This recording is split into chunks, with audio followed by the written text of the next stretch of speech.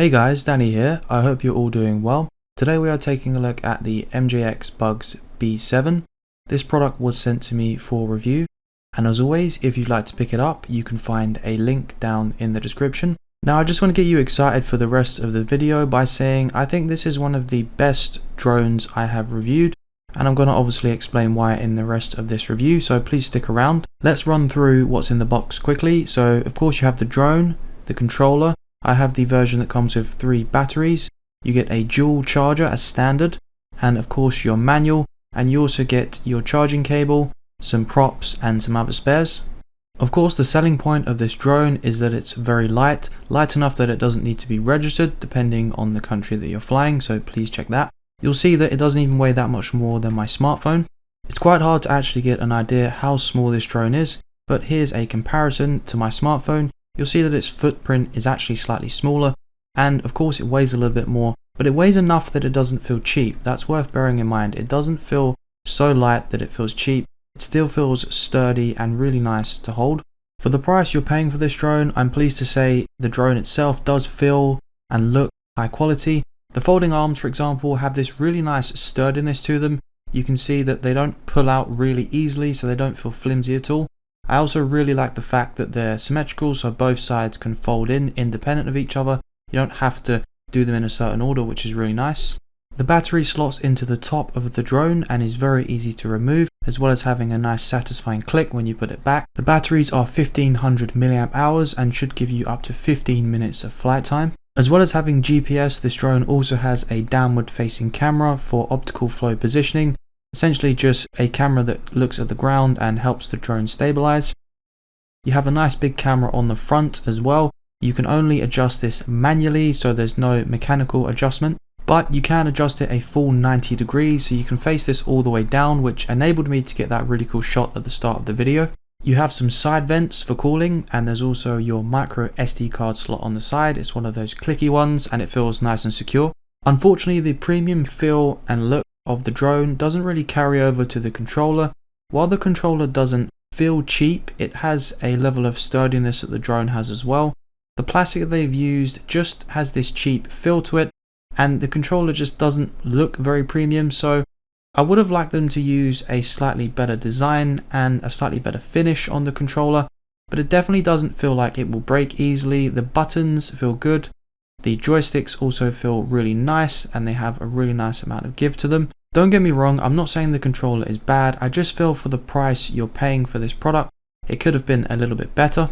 I did really like the built-in phone holder. While it does have a plasticky feel also, it did hold my phone perfectly fine and it didn't move around or cause me any issues during use. The grips at the bottom of the controller feel really nice, all the buttons are labelled. So the controller overall I thought was good. It was just the finish that I didn't really like. For those of you that are interested, the controller takes 2 AA batteries. The built-in screen also gives you some really useful readouts. Sorry for this shot, it was a bit bright so I didn't get very good footage. Now I want to talk about the charger because it's quite unusual for a dual charger, or at least even just a multi-charger, to be included in the box. But this comes as standard. Please don't buy the single battery version of this product.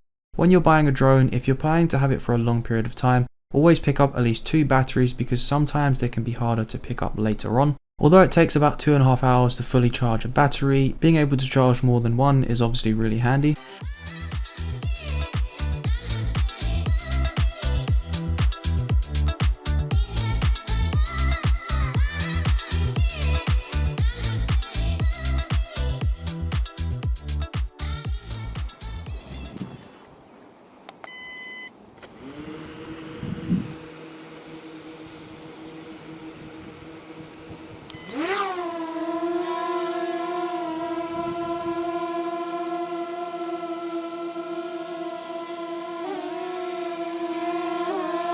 Immediately after taking off with this drone, I could tell straight away just how sturdy and how reliable the GPS was, and this carried on throughout my whole experience. You'll see here this is a very standard test I do. I just take my hands off the controls and look at the camera so you can see I'm not touching them, and it just held rock solid, which was really nice to see. The next thing I normally do when I'm testing a drone is to see how responsive it is while in GPS mode. One thing a lot of drones suffer with is while GPS mode is turned on, they can be very restrictive with your movement and can sometimes have this lagging effect where you'll move your controller and then when you let go, the drone takes a second to center itself. This didn't really suffer with that, and even while in GPS mode, I felt very in control and the drone felt very responsive. I then decided to do a short range test to see how well the Wi-Fi feed held up and how responsive the drone was at a distance. You can see the distance the drone is from me at the bottom left of the screen, and this also shows on your controller. Once I get to about 200 meters, the Wi-Fi feed became a bit choppy, and then I decided to turn the drone so it was facing back towards me. I was able to do this and the feed then caught up, so I decided not to take it any further and I hit the return to home button. The image transmission distance on the features list for this drone were between 200-300 meters, so I thought this transmission distance was okay. If you want to see an actual range test, there are some on YouTube you can check out.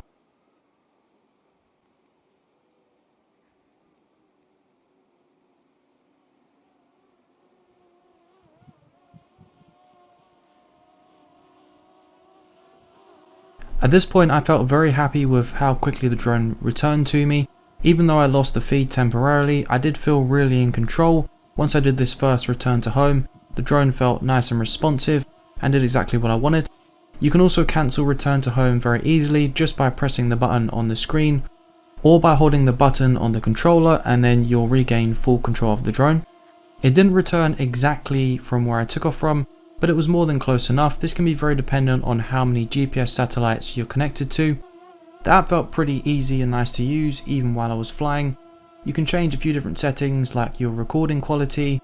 There's quite a few different image settings you can play around with and change. There's one here that I tried which was your exposure. There was sunny mode or cloudy mode. Cloudy mode seemed to make things even worse even though it was a little bit cloudy, but I took a few screenshots anyway to see how they would come out. I'm always very skeptical when I see smart features listed on a drone. So this, for example, has follow me mode and orbit mode. I had fairly high hopes considering this drone isn't on the budget side, it's definitely on the medium to high end side when you look at the price point. But unfortunately both follow me mode and orbit mode were pretty horrendous. But that's not to say that they would be for everyone. As I said, when you're talking about GPS, this can depend on the amount of GPS satellites you're connected to, and also how the GPS is performing on your smartphone, as that is the reference point from your drone to you. So if this is a feature you really want to use yourself and is important to you, I would recommend checking out at least another couple of reviews and see if the feature performs any better for other people.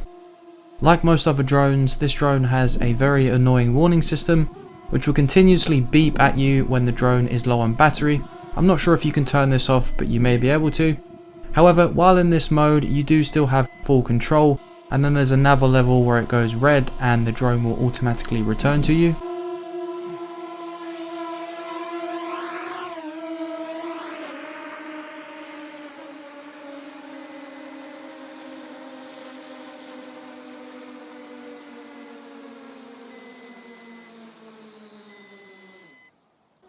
Let's talk about another area that this drone really impressed me in, and that is when I turned off GPS mode. Now often with most GPS drones, some of them have a feature where you can turn off GPS mode and this will give you more manual control, but sometimes even then the drone cannot be very responsive. But I was pleasantly surprised, even with the size of this drone, it was still able to maneuver very well and was fun enough to use that I would compare this to even some drones that you would maybe buy just for fun flying, not necessarily using to get video. So this is a rare occasion where a drone performs very well in GPS mode, and although this drone doesn't have a sport mode, it definitely felt like I was in it when I turned the GPS off. So this drone can both be fun and you can use it as a camera drone, which adds to its value immensely. Not only is this drone small enough to fit in your pocket, fair enough, a pretty big pocket, you can even ditch the controller and just use your smartphone to control the drone, and that in itself is also a very pleasant experience because the drone is so stable. While usually using a smartphone would be a bit of a pain, even with this drone it's still fun to use and I felt very in control all of the time, even feeling comfortable enough to fly the drone very close to myself. Of course, we can't talk about a drone without talking about the camera. Now my feelings here are a little bit mixed because I'm torn between this drone being perfect for beginners who won't necessarily be looking for extreme camera quality and stability, but I know there are others that will say the camera in this drone is almost useless without stabilization, but I think this drone will be bought primarily by people who want a first-time drone or a drone that doesn't need to be registered. So for that reason, I think the camera is perfectly acceptable. Would I have liked better image quality and image stabilization? Of course, and I really hope this is something MJX includes in their next product. This obsession with 4K is also rather annoying, as MJX decided to include a 4K option, but at only 15 frames a second, it's not very usable, so I think it would have been better for them to focus their time on improving other aspects of the camera. For example, offering some lower resolutions at higher frame rate. Not many drones offer this. Anyway, what I'll do is I'll include some raw video and photo files underneath this video if you want to check them out yourself and make up your own mind what you think of the quality. So that brings us to the end of this review. I really hope I helped you make a decision on whether you'd like to pick up this product or not. My final conclusion is I think this is one of the best drones you can pick up right now for this price, especially if you're a beginner, someone new to the market, or you're looking for a drone that you don't have to register depending on your location. But if you're looking for a camera drone which is going to give you really crisp, clear shots with no shaking, then this camera isn't going to be for you. But for the average user, I think the image quality is fine. As always, if you'd like to pick up this product, you can use the link below which supports my channel. I really hope you enjoyed the video. If you did, please give it a thumbs up. If you're new to the channel, please consider subscribing for more videos like this one. And of course, I will see you in the next one.